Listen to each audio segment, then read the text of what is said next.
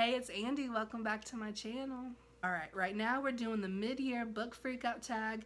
It's currently July 20th. So, in typical me fashion, it's late. So, better late than never. Buckle up. Let's get into the questions. Best book you've read so far in 2019. This follows Alex, who is the first son. His mom's the president. And then Henry, who is the Prince of England. And it's like an alternate history. It's contemporary, but it's like if a female had won the 2016 election, which I'm not going to talk about.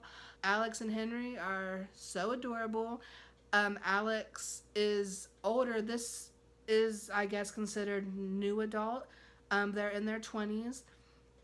Alex is coming to terms with realizing that, yeah, he's bisexual. Like, that's a thing that actually exists. If you haven't read it, do yourself a favor and read it. I could talk about this forever, but I'm going to shut up right now. Next is best sequel you've read in 2019. In an Absent Dream by Shauna McGuire. This is the fourth book in the Wayward Children series. This installment follows Lundy, who is the caretaker of the school. It had a lot to say about the value of things and how accurate that is and just how much of that is up to interpretation. As always, 5 out of 5 stars. This series is awesome. If you haven't read them, start with the first one and thank me later. Number 3 is a new release that you haven't read yet but want to. I'm going to go with Sorcery of Thorns by Margaret Rogerson. This involves a magical library, and that's really all I need to know. It's a standalone fantasy, and it is gorgeous Slytherin green. And I really have heard good things about this, and I'm pumped. 4 is most anticipated release for the second half of 2019. The first one, as you should probably guess by my gush a few minutes ago, is Come Tumbling Down by Shauna McGuire. This is the 5th installment in the Wayward Children series, and it follows the 2 best characters in the world, Jack and Jill. Once again, they're getting another novella, and once again, all I keep saying is I'm excited, but I am. I can't wait to read all these things. Another one I'm really excited for is Twice in a Blue Moon by Christina Lauren. I really just hope to God that I love this one as much as I love the cover. It's gorgeous. Christina Lauren, I wouldn't say that, well, they're kind of hit or miss, but nothing I've really read of theirs I don't like. It's just, some of them are just like, whatever, they're okay. Typical romance, blah, blah, blah. But I recently read The Honeymooners, and that was wonderful. So I definitely will be giving this one a read. I always read Christina Lauren books. And that one does come out in October. And another honorable mention is Well Met by Jen DeLuca. This is a romance that takes place in a Renaissance fair, and it just sounds really cute, and I've heard that it's good. And that comes out in September, so not too much of a wait for that one. Next question is biggest disappointment. And I don't know if this is going to be controversial or not. I feel like this book has a lot of mixed reviews anyway. And that's What If It's Us by Becky Albertalli and Adam Silvera. Personally, Adam Silvera is kind of, he's awesome. He's a great person. I don't hate any of his books. I feel like they're good. But they're just don't really hit me deep. Whereas Becky Albertalli, the Simon verse is the best thing ever. I love all the books that she's put out. Leah on the Offbeat. Leah is me. I'm Leah. She's my queen. I guess that means I'm my own queen. I don't know where I'm going with that. But it just kind of fell flat for me. Like, I can't remember their names. I can't really remember what happened. There was some kind of package, something. It was just alright. It was nothing wrong with it. Didn't hate it. It just didn't live up to it for me. When I saw Becky Albertalli's name, I'm like, okay, awesome. But, number 6 is Biggest Surprise. And I will have to give that to Summer of Salt by Katrina Leno. Summer of Salt is the first Katrina Leno book I ever read. And I knew it was like witchy, atmospheric, set in a contemporary setting, but in like a weird coastal town, which is, hello, my vibe. I love it. The Wicked Deep was amazing. So I was like, okay, I'm going to like this. And then I got to like the little ending-ish, like where the things kind of zoom plopped off. I didn't know where it was going for the longest time, which I kind of feel stupid about in retrospect. But yeah, it was very good. Made me cry. I want to read everything else. I cannot say her name. I want to read everything else that Katrina Leno ever wrote. 7 is a new favorite author. I'm going to have to go with Brandy Colbert. The first book I read of hers this year was Little and Lion, and pretty much I knew there was a bisexual character, so I knew it was going to be aces. I was going to really like it anyway. It really does. It's more than just like, oh, like a gay character, whatever. It really did have a lot to say about mental health and in particular bipolar disorder. It was very good. And then I read Finding Yvonne by Brandy Colbert, and that had a lot to deal with abortions.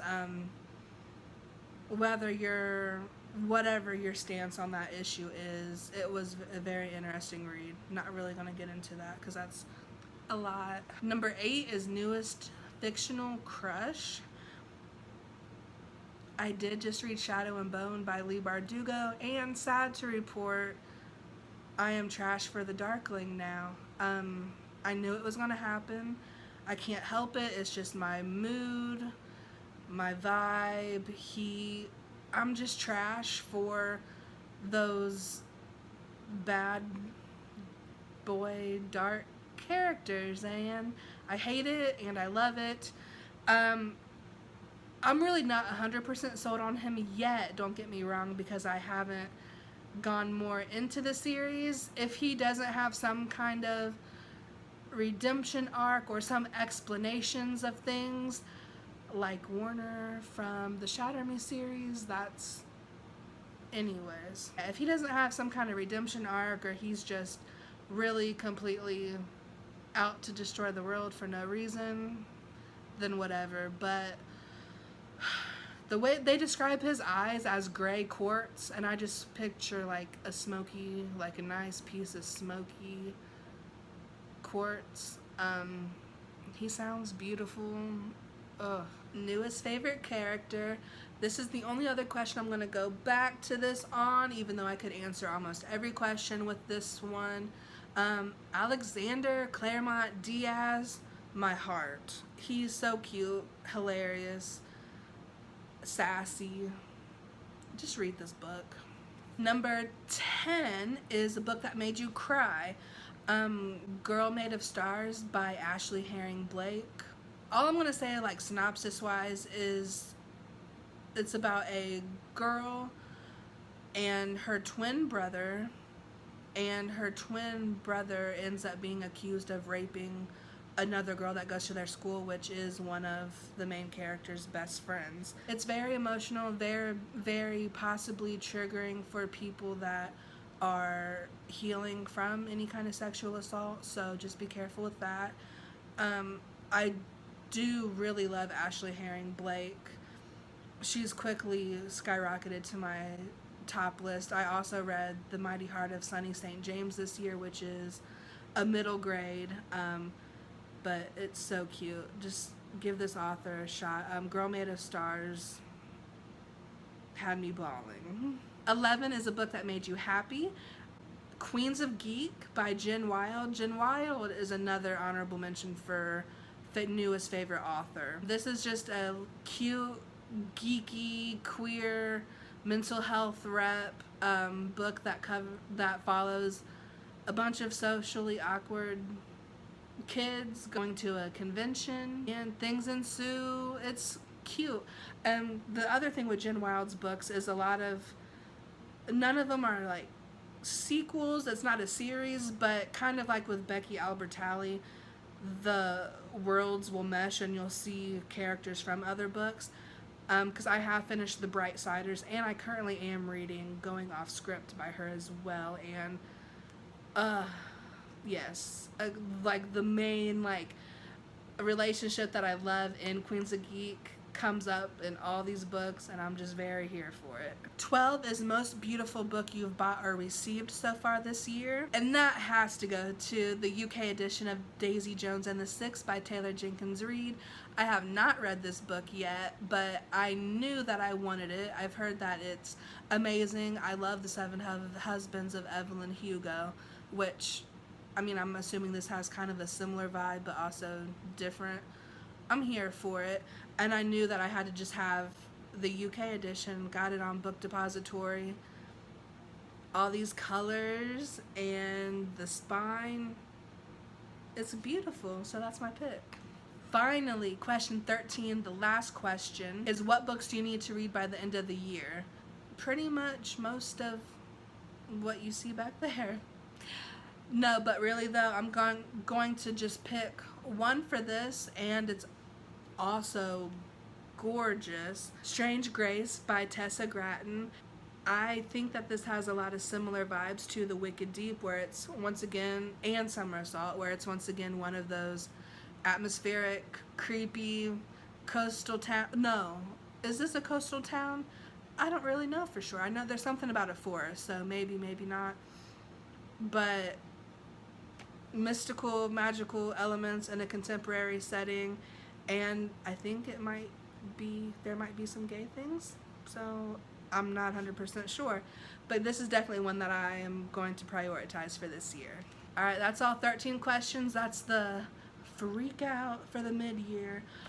Pretty much also, I always set my Goodreads goal to 100, and I am, I think, like 23 books ahead of that challenge. I've read like 70 something this year, so I'm not like freaking out about reaching that goal.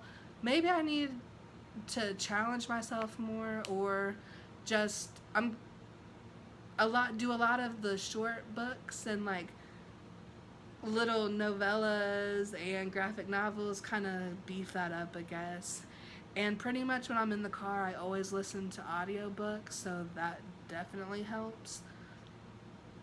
But yeah, so that was the tag. And be my friend, subscribe.